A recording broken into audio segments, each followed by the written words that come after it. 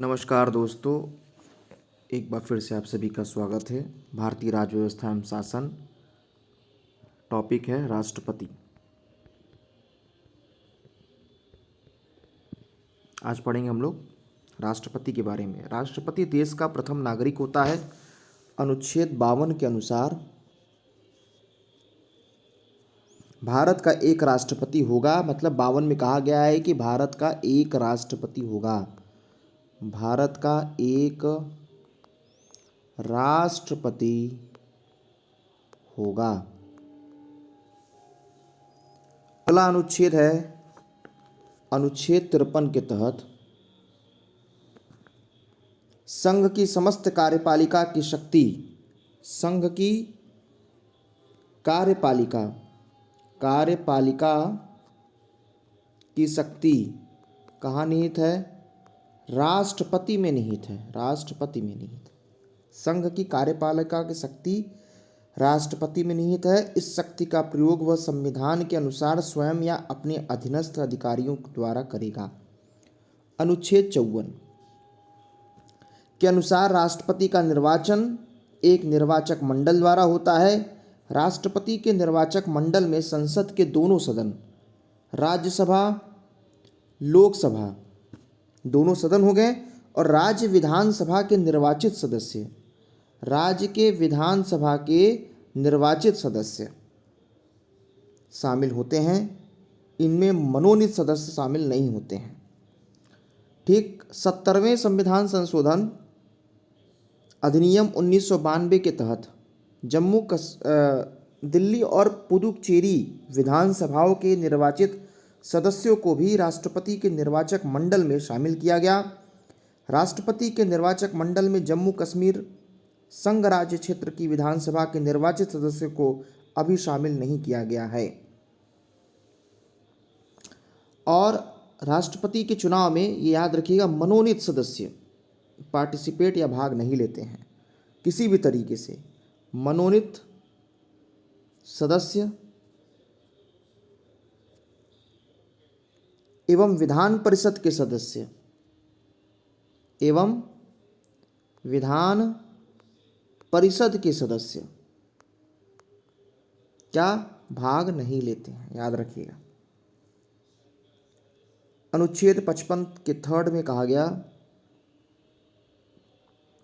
55 के थर्ड के अनुसार राष्ट्रपति का चुनाव आनुपातिक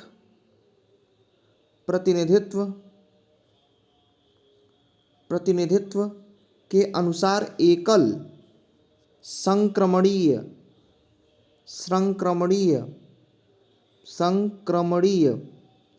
मत प्रणाली और गुप्त मतदान द्वारा होता है। राष्ट्रपति के चुनाव से संबंधित सभी विवादों की जांच, राष्ट्रपति के चुनाव से संबंधित सभी विवादों की जो जांच है वह उच्चतम न्यायालय में होता है तथा उसका फैसला अंतिम होता है। राष्ट्रपति के चुनाव को इस आधार पर चुनौती नहीं दी जा सकती कि निर्वाचक मंडल अपूर्ण है। 58 में कहा गया कि राष्ट्रपति की अर्हता क्या है? भारत का नागरिक हो, 35 वर्ष की आयु पूरी कर चुका हो, लोकसभा का सदस्य निर्वाचित होने की योग्यता रखा हो। लोकसभा का सदस्य निर्वाचित होने की योग्यता रखा गया हो। राष्ट्रपति के चुनाव में कम से कम 50 अनुमोदक होने चाहिए और 50 प्रस्तावक होने चाहिए। जमानत राशि 16,000 रुपये है, 15,000 रुपये है जमानत राशि। यदि उम्मीदवार कुल डाले गए वोट का 1/6 भाग प्राप्त करने में असमर्थ है, तब ये 15,000 रुपये जो जमानत है वो जब्त हो जाएगा। अनुच्छेद 56 के में राष्ट्रपति की पदावधि 5 वर्ष, कितने वर्ष की है? 5 वर्ष की पदावधि का उल्लेख है।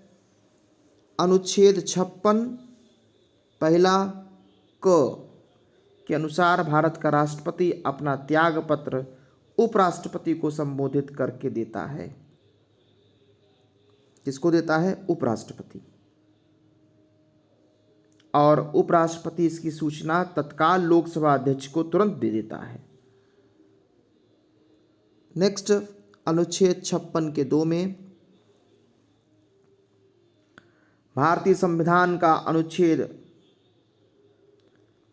56 के 2 के तहत ये बात है कि उपराष्ट्रपति इसकी सूचना तुरंत दे देता है लोकसभा के अध्यक्ष को कि राष्ट्रपति ने त्यागपत्र दिया है। अनुच्छेद 57 राष्ट्रपति के पद के लिए किसी व्यक्ति के पुनः निर्वाचन की पात्रता निर्धारित करता है। 42वें संविधान संशोधन अधिनियम 1976 के तहत राष्ट्रपति के निर्वाचन में जनसंख्या से तात्पर्य वर्ष 1971 की जनसंख्या से है और यह 2026 तक चलेगा। ठीक। अनुच्छेद 60 में राष्ट्रपति द्वारा शपथ की बात कही गई है। शपथ, राष्ट्रपति द्वारा शपथ या प्रतिज्ञा का प्रारूप वर्णित है। भारत के राष्ट्रपति को शपथ भारत के मुख्य न्यायाधीश, अगर मुख्य न्यायाधीश नहीं है तो उच्चतम न्यायालय के ज्येष्ठतम न्यायाधीश। वर्तमान में राष्ट्रपति का वेतन 5 लाख प्रति माह है। राष्ट्रपति का वेतन भारत के संचित निधि से दिया जाता है। अनुच्छेद 56(1) ख के अनुसार राष्ट्रपति पर महाभियोग संविधान के अतिक्रमण के आधार पर चलाया जा सकता है। और अनुच्छेद 61 में राष्ट्रपति के महाभियोग इम्पीचमेंट की प्रक्रिया का उल्लेख है। और 61 के 2 के अनुसार महाभियोग का आरोप तब तक नहीं लगाया जा सकता जब तक ऐसा आरोप लगाने की प्रतिस्थापना किसी ऐसे संकल्प में अंतर्वृष्ट नहीं है जो कम से कम 14 दिन की ऐसी लिखित सूचना को दिए जाने के पश्चात प्रस्तावित किया गया है। मतलब कुल मिलाकर के 14 दिन की अग्रिम सूचना देनी पड़ती है राष्ट्रपति को महाभियोग के लिए। महाभियोग की बात कहाँ, प्रक्रिया अनुच्छेद 61 में। अनुच्छेद 62 के सेकंड में कहा गया है, यदि राष्ट्रपति के पद की रिक्ति राष्ट्रपति की मृत्यु, पदत्याग या पद से हटाए जाने के कारण होता है तो रिक्त को भरने के लिए यथाशीघ्र भरिए। 6 माह बीतने से पहले राष्ट्रपति के पद को आपको भरना है। ठीक। नेक्स्ट है अनुच्छेद 77। कार्यपालिका की जो भी कार्य हैं, भारत सरकार के समस्त कार्यपालिका कृत्य राष्ट्रपति के नाम से किए जाते हैं। अनुच्छेद 78 राष्ट्रपति को जानकारी देने आदि के संबंध में प्रधानमंत्री के कर्तव्य वर्णित है। अब बात कर लेते हैं अनुच्छेद 108 जो महत्वपूर्ण अनुच्छेद है के तहत राष्ट्रपति कुछ दशाओं में संसद के दोनों सदनों की संयुक्त अधिवेशन बुला सकता है। अच्छा, राष्ट्रपति का लोकसभा के लिए प्रत्येक आम चुनाव के बाद प्रथम सत्र आरंभ में और प्रत्येक वर्ष प्रथम सत्र के आरंभ में एक साथ समवेत संसद के दोनों सदनों में अभिभाषण राष्ट्रपति देता है। याद रखिएगा। अनुच्छेद 111 के अंतर्गत प्रावधान है कि राष्ट्रपति संसद के दोनों सदनों द्वारा पारित विधेयक पर स्वीकृति प्रदान करेगा। अगर या अपनी स्वीकृति रोक लेगा अथवा विधेयक को पुनर्विचार के लिए सदन को लौटा सकेगा। लेकिन याद रखिएगा, एक विधेयक को वो नहीं लौटा सकता, उसका नाम है धन विधेयक। बाकी सब विधेयक को वो पुनर्विचार करने के लिए कह दिया कि सदन में इसको भेज दिया जाए, इस पर विचार किया जाए। लेकिन धन विधेयक को वह लौटाएगा नहीं, क्योंकि धन विधेयक प्रस्तुत ही राष्ट्रपति के अनुमोदन से होता है। तो अब राष्ट्रपति इसको कैसे लौटा सकता है?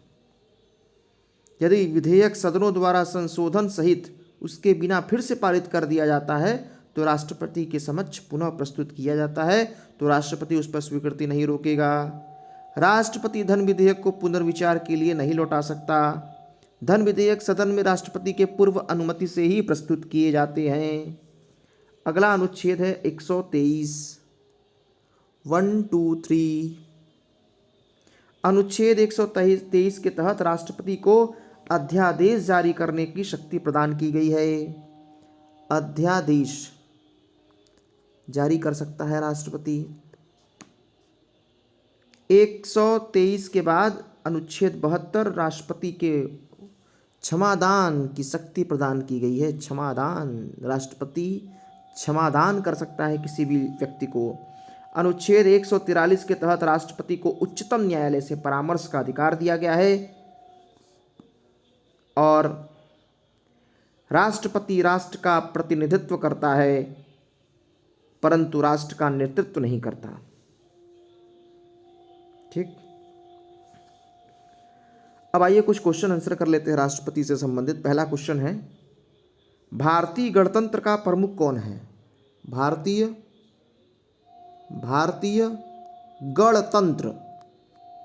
गणतंत्र का प्रमुख कौन है?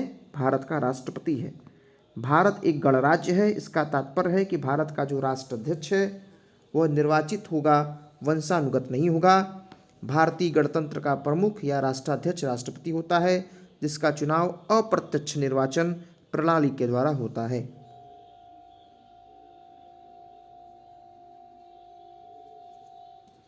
अच्छा, भारत का राष्ट्रपति ब्रिटिश राजा से भिन्न है? सही बात है। भारत के राष्ट्रपति का पद अमेरिका के राष्ट्रपति से मिलता है? नहीं, मिलता नहीं है। भारत का राष्ट्रपति निर्वाचित होता है, ब्रिटेन का राजा वंशानुगत होता है। तो भारत का राष्ट्रपति से ब्रिटेन के राजा से तुलना नहीं की जा सकती, दोनों अलग अलग हैं।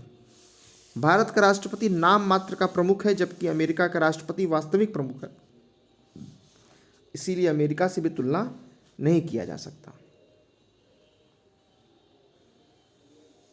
भारत के राष्ट्रपति अपनी शक्तियों का प्रयोग करते हैं मंत्रिमंडल के द्वारा, सीधे अथवा अधीनस्थ अधिकारियों द्वारा।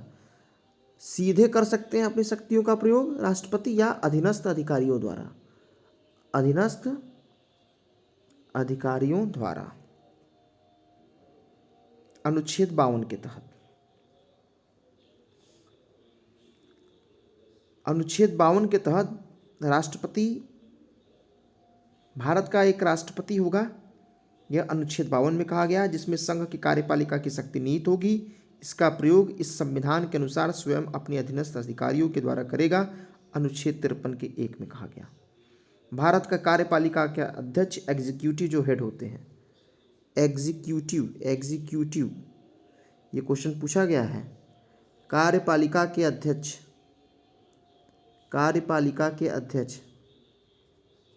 राष्ट्रपति, एग्जीक्यूटिव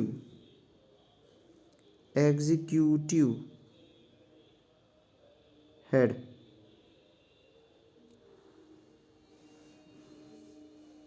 राष्ट्रपति। भारत के संविधान के अनुसार केंद्र के कार्यपालिका की शक्ति किस में होती है? कार्यपालिका की शक्ति राष्ट्रपति में होती है।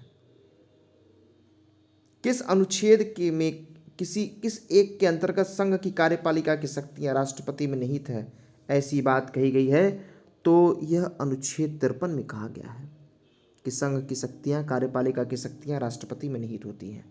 भारतीय संविधान में समस्त कार्यपालिका की शक्तियां राष्ट्रपति में निहित होती हैं। भारतीय संविधान में केंद्र सरकार की अधिशासी शक्तियों को किसमें निहित किया गया है? अधिशासी या अधीनस्थ अधिशासी शक्तियां कहिए, कार्यपालिका की शक्तियां कहिए, ये भारत के राष्ट्रपति में निहित है। राष्ट्र का प्रतिनिधित्व करता है परंतु राष्ट्र का नेतृत्व नहीं करता है, यह किसके लिए सेंटेंस है? यह राष्ट्रपति के लिए है। राष्ट्रपति का निर्वाचन किस प्रकार से होता है? अप्रत्यक्ष मतदान होता है। अगला क्वेश्चन है, राष्ट्रपति भारत के कैसे चुने जाते हैं? भारत के राष्ट्रपति कैसे चुने जाते हैं? भारत के राष्ट्रपति का चुनाव, राष्ट्रपति का चुनाव। पहला, राज्यसभा, लोकसभा और राज्यों के विधानसभा के निर्वाचित सदस्य, राज्य के विधानसभा के निर्वाचित सदस्य, मनोनीत नहीं, निर्वाचित,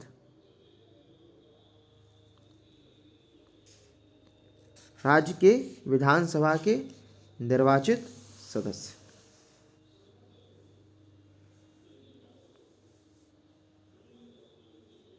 अगला है, राष्ट्रपति के उम्मीदवार के लिए क्या आवश्यक नहीं है?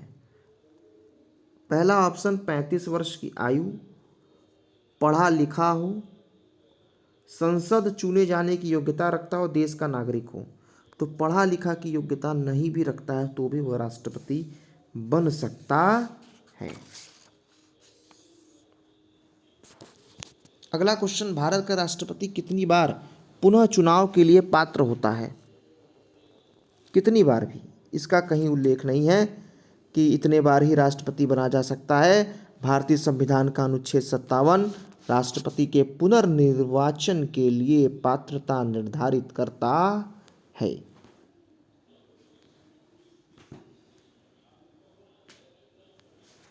अगला क्वेश्चन है, अगर भारत के राष्ट्रपति चुनाव में कोई विवाद है तो कौन देखेगा?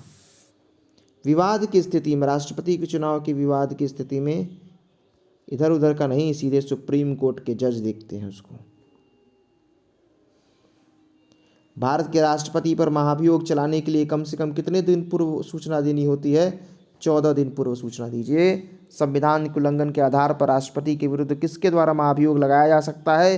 संसद के दोनों सदनों द्वारा, राष्ट्रपति के द्वारा, उपराष्ट्रपति के द्वारा, न्यायाधीश के द्वारा नहीं, संसद के दोनों सदन, लोकसभा और राज्यसभा मिल करके महाभियोग लगा सकते हैं।